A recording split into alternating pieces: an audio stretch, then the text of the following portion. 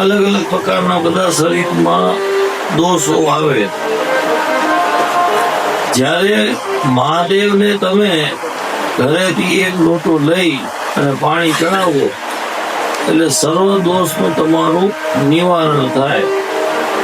શિવ પુરાણ જ્યારે આપણે સાંભળવા બેસીએ તો તે પૂરી થયા બાદ તેમાં દાનમાં ધાબળો, વસ્ત્ર અને અન્નદાન, કાચું જે દાન તે દેવામાં આવે છે.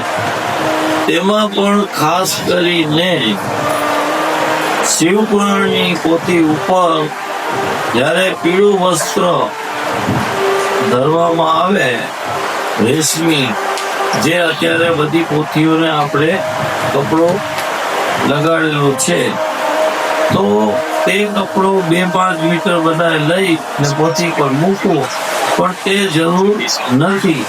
શા માટે કે જે આપણે આ પોથી બનાવી છે તેમાંથી કપડો ઘણો લઈ અને નાના નાના ટુકડા કરી અને સૌ યજમાનો માટે રાખ્યા છે. તો એક દિવસ સૌ કોઈ તે લાઈનમાં રહી અને પોથી પર તે પીળું કપડું ચડાવજો તો સૌને તે પોથી ઉપર સર્વ વસ્તુ દાન કરવાનું પુણ્ય મળશે, જેનું થોડું પુણ્ય અમારા ભાગમાં પણ આવશે. માટે એ રેશમી કપડું ગોરાણી કનેથી તમે માગી લેજો. તે પ્રમાણે જ્યારે આપણે આપણી બુદ્ધિ નષ્ટ થઈ જાય, બુદ્ધિ કામ ન કરતી હોય, તો મહાદેવની પૂજા શા માટે કરવી? કારણ કે જ્યારે આપણી મરજી ન થાય, મન ન હોય અને આપણે ખાલી આમ જીવનમાં બસ પોતાને ખબર ન હોય કે અમે ક્યાં હાલતા હોઈએ છીએ, તો જે તે ટાઈમે